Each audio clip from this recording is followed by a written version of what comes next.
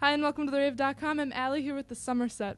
How you doing? Hey, what's Welcome up? back, guys. Yeah, This thanks is for having our us. 9th time in the building. Yeah. This It is- was- Ninth time it's here. our 8th show. Hopefully the power doesn't go out this time. You played out on the stoop last time. It We did. That counts. counts, I guess. Okay. Counts. I mean, last time we had a little bit of an issue. Where were you guys No when way. Where were you guys when the blackout happened? We were sitting, I remember we were sitting on our bus. We did 2 meet and greets every day on that tour. We did one on our bus for like a dozen people who could come listen to our new record, Legendary, before it came out. And then we'd take those kids and we'd go inside with another 20 people and we would do like a larger meet and greet. And I remember we were coming toward like the end of our record where we would play clips of each song for the dozen people. And Alex Costa, our tour manager, comes running on the bus. He's like, I don't want you to freak out, but the power just went out in the entire city. Kind of exaggerating a little bit. But No, but I was actually at a convenience store a few streets up. Yeah, it was a few blocks. Yeah, and I walked in, and the power was out, and I thought it was kind of a bad area, so I thought, like, they must not have paid their power bill. Like, this is weird. Like, I'm just They're getting robbed. I'm just gonna like buy my stuff and get out. And then I came back, and it was yeah. And so then all of a sudden we had to do like our second meet and greet with the other 20 people just outside, kind of free for all, and it was snowing and it was kind of cold and this and then that happened. And then I don't know, I didn't really assume the worst. I was just like, the power's got to come back on, doesn't it? And all of a sudden the show was canceled. We're like, well, what can we do on the fly? And John and I played a couple songs on the steps of the building, and then like the police drove by and the news showed up, and it was a big old whirlwind. Yeah, you guys were on like every news channel. I remember Milwaukee. the next morning I had a phone call from, well, for starters, like the only place that had power, it seemed like, was the Ambassador Hotel across the street. So we went across the street and ate a bunch of Generators. grilled cheese and had quite a bit of wine. And was then so nice. the next morning I get a phone call bright and early from a manager saying, do you mind getting up and talking to the Milwaukee News really quick? And I was like, sure. And I sound like a 12-year-old in the news. You sound like a 12-year-old right now. She was quick to grab the mic on that one.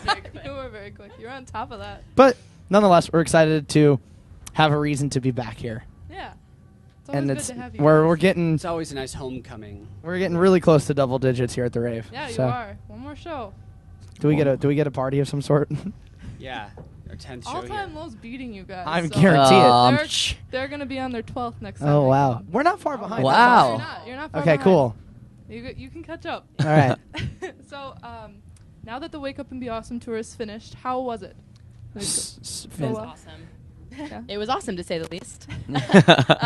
Yeah, no, the bands were awesome. We were made really good friends with everyone, and we were already friends with in crowd, and we knew Paradise Spheres really well. So it's always really cool to go out on the road with people that you're familiar with and you're already friends. So that was really awesome. Yeah, we had to say goodbye to Go Radio, which was sad because we'd never known Go Radio, and they were Yeah. such good people. Then we realized when we were saying this long goodbye, we're like, oh wait, we're gonna be on a Warped Tour with you Yeah. this summer. So joke's on us. You guys have any favorite moments from the tour?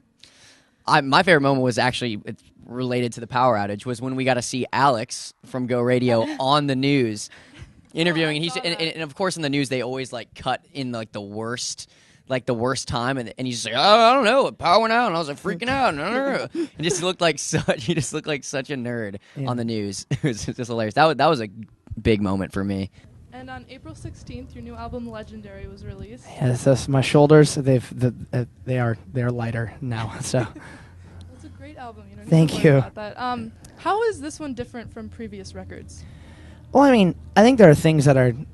I mean, I think you always, when you go make a new record, kind of pull from the things you've liked that you've done on all your previous releases. And I think when we went into the record, we kind of sought out to take the things we loved about Love Like This, our first album, which was its high energy and its kind of lyrical, tongue-in-cheek attitude, while also keeping in mind how with Everything's Fine, we kind of became adults and the songwriting was more concise. And kind of went into Legendary, kind of knowing it's our third record, there's got to be something a little bit different, but just playing to our strengths. And I think we were just more prepared. I mean, we spent almost a whole year making this record, which we'd never gotten to do before. So it was really cool to work one song at a time and then take a break and go on tour and come back and see what was good and see what you were missing. And it's the proudest I've ever been of anything we've ever done. I think it's hard to pick a favorite, and that's a cool feeling. Yeah. And you guys had a live streaming party when you released it. Oh, You guys- yeah, those things are always a good idea. My mom was like texting us like, "You guys look so good. This is so fun." Yeah, I remember getting, like, my mom would, I remember at the beginning of the night, my mom tunes in, whatever, and I'm already worried, and she's like, yeah, I wore a suit, and she's like, you look so good and so handsome in your suit, and then, like, a couple hours later, it's like, stop drinking. And I'm like, it's my party, I can drink if I want to. To go back to what Josh said, like, I know that our nation has a lot of issues, but the most pressing issue, in my opinion, is the lack of good Wi-Fi. I can't believe So it. if I could talk to Barack Obama and tell him one issue I really want him to solve, it's better Wi-Fi. Yeah. I've got For all. It I've hasn't got- improved. Yeah, because on the subject of internet, and look at us going on a Somerset tangent. We just love this, by the way. We love you ask a question, and we're going to talk about the exact opposite thing. But okay, so you have internet on your phone, and then you show up at a place that has Wi-Fi. Why can't you connect to the Wi-Fi and keep your internet and have double good internet? Totally. Wow. Patented, power. trademark. Patent pending on that Patent you one. can patent pen that, but whatever you do, don't call it double good internet. No, I'm actually like that. I It's love the double name. good internet, all right? Yeah, so Double good. I guess the most important thing is the party was a success. It was awesome. The live stream was, I mean, without taking into consideration that sometimes the internet freezes, was a total success. And I don't think without all of that, without being trending on Twitter and all that activity that was going on the internet at once, we were literally within 20 minutes of being released, we were in the top 20 on iTunes, and the next morning we were in the top 10 on iTunes. And I think that was the important thing to take away, was that that party was an awesome promotional tool and a great way to use the internet and use social networks. And yeah, I'm pretty floored by the response to the album as a whole. Yeah, it's a great album. Congratulations on Thank that, you so guys. much. Yeah. And the album title is based on How I Met Your Mother. Is that correct? Yeah. The album title is based on a lifestyle and kind of reminding yourself to be legendary to somebody or something, or to whatever it is would make you feel legendary. And I To think yourself. it's a lifestyle. But yes, when the song, the title track on the record, the last song is called Legendary, and it was the first song written for the album.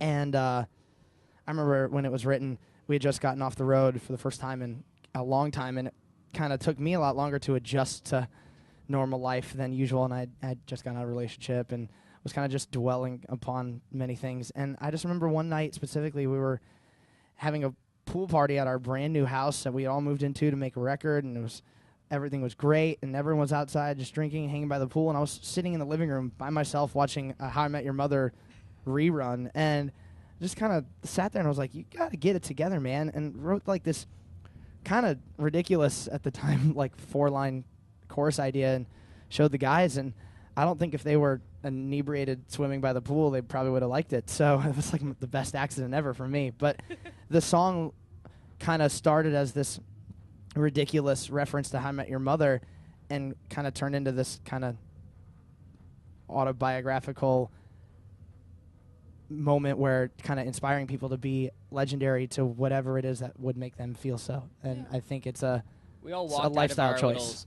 summer home to write a record, different people, and with a different mentality and a Absolutely. different just everything in our band. I mean, even going back to your question about our first 2 records and this one, I feel like it took two records to make finally our 3rd record, where it was like we finally made the right record. And I mean, that's just a part of growing up. You know, it's trial and error, and you look back on your picture of freshman year of high school and you go, wow, nice haircut, I dude. looked awesome. So, I mean, it's all part of it. Absolutely. So I think, yeah, this, I guess, legendary is supposed to be, supposed to inspire people, I guess, to be the best version of themselves that they can be. Totally. Well, and about 2 months ago, you guys introduced the Half Moon Kids to everyone, and since then you've been helping other Half Moon Kids live their legendary moments.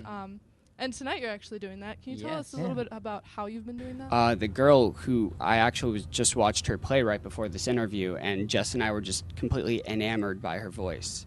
Like, She's so good. Yeah, she submitted to Half Moon Kids. She wanted her band to be able to open either a show or play on a Warp Tour was the initial thing. So we called her up before we actually did the rescheduled date. So the blackout actually did do something kind of cool in turn. So a few of us called her up and we're like, hey, how'd you feel about playing a show? And we just actually got finished watching her, and it was incredible. A lot of the people that go to our shows are actually a lot more talented than we are. So we were mind blown, and that's the whole thing. It's just it's a cool way to make a separate, it's a cool way to just put people on a pedestal and maybe showcase what they're good at. It's tough when you're in high school, you're in middle school, you're living at your parents' house, or whatever. You're getting picked on by some idiot at school. It's hard to look at yourself in a light, going, "Hey, like, I could actually be, the next whoever or whatever." Yeah. I would have never imagined us doing this when we were younger. I just saw a picture of me freshman year holding up a sign. What will you be doing in 10 years? And I was like, I have no idea. And this is like our way of being able to give people that chance. So with the legendary moments and this girl tonight, it's really cool to watch her shine on stage. It was really awesome. Yeah. Well, how did you guys even come up with the idea to start the Half Moon Kids? It started as a clothing line. We wanted to, because we all love fashion, we all wanted to do a clothing line. And then with kind of how this record grew and everything else, it turned into more so...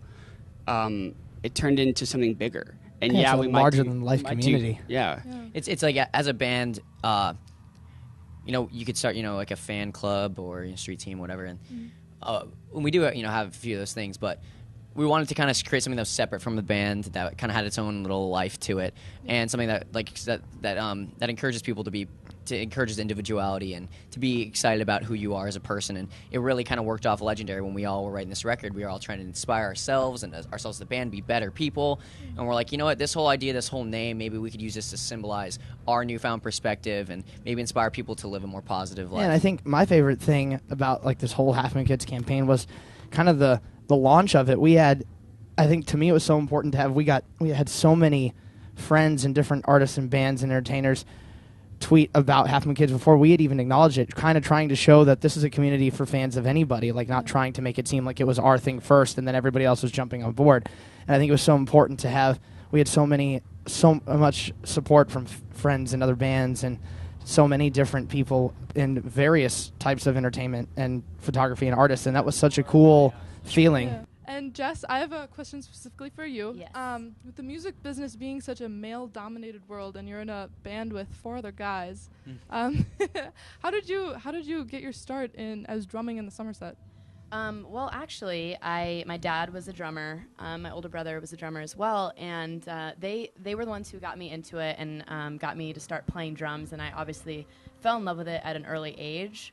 And I've been playing with, Steven and John for at least 11 years now. Oh, wow. And I think having them there for me was great, because I think being able to, sometimes I have to remind myself, oh, I'm a girl. I never really got special treatment. And I always tried to make sure that, I want to inspire other people, but, it helps to have people that you're with, that you have grown up with, playing with, and it makes you feel more comfortable. Yeah. But yeah, I really want to inspire more girls to do it and just, follow their dreams, because I know that I've gotten a lot of girls that come up to me and say that they're passionate about, doing something, but they're scared because not a lot of females do that. And so I'm trying to, just kind of be here and lead them in the right direction and show them that girls can do this. Girls can do whatever they want to do. I'm a female drummer, and I'm very largely male-dominated industry, and I'm trying to make an impact for girls and show them that you can do anything that guys can do. Mm-hmm. There's nothing that is stopping you. I used to be a drummer myself. Did actually. you? Yeah. See, well, used to. We should get you drumming again. I got into acting and did you? dominated that. Yeah. Well, if you dominated in that, then that's awesome. I don't blame you. Jess is actually more. I think if you were to ask all 3 of us dudes on their own, who's your favorite? What am I? 4. I'm not referring to her 3. Oh, 4. Counting myself 4 dudes. I was saying these 3 guys. Wow, Brian, sorry. Notice how he took it offensively. Brian took it offensively. That's regardless. What I'm saying is, she's probably all of our favorite person to tour with, and is probably the easiest person to live with when it comes to living life on the road and traveling and doing your job and doing it. And she really has the most stressful situation of all of us. I'll never forget, like, first, like, in high school, like, high school or middle school, when people are just brats, how many times you'd walk into, like, a local high school show, and it doesn't happen as much anymore because the whole world we're in now is different. It's a lot more professional and different, but back in those shows, I'll never forget walking in and just having some people being like, girl playing drums. Oh, it's this girl. I like, never second guessed it though. I know, no, me either. I was always like, okay, wait, like until you see her drum. But it was always. I remember how angry it made me when we'd walk in because like it almost was like dogging on you because it was our band too, and like this band has a girl drummer, and people, so many people would say snarky things at the beginning. She still gets harassed by venues. Exactly. I still do. I'll still get in. the security guards that are like, ma'am, you know, girlfriends aren't allowed. I'm like, okay, I'm in the someone band. tried like, to kick her out of the first show of our the headliner. first show of the Wake Up and Be Awesome tour in Arizona. The security guard comes up to me, he's like, you can't be in here. And I was like, I'm about to sound check. He's like, you're telling me that you're a drummer? And I was like, yeah. And he goes, I like drums too. I was like, dude, the drum set is purple. I'm telling you that. I'm a drummer. Like, that is my drum set up there. So, yeah, I mean, it still sucks to have to deal with stuff like that and deal with the comments, but I mean, when I get on stage, it's a very liberating feeling when I get off stage and see their faces. That's great. Good for you. Thank you. Yeah, well, I know you guys are going out on Warped Tour this summer, but besides that, what's next for the summer set? There aren't any plans after Warped Tour on the books yet, but I'm sure, I mean, the record's out now, so it's going to be a lot of touring and then hopefully trying to pass all-time low with visits to the rave. You guys will get there. I hope so. I hope so. Thank you guys for joining us tonight. Thank you. Thank you so much. Have a great show. Thanks for having us. Thanks so much. And thank you for watching TheRave.com. Be sure to check out the Somerset's new album, Legendary. We'll see you soon on TheRave.com.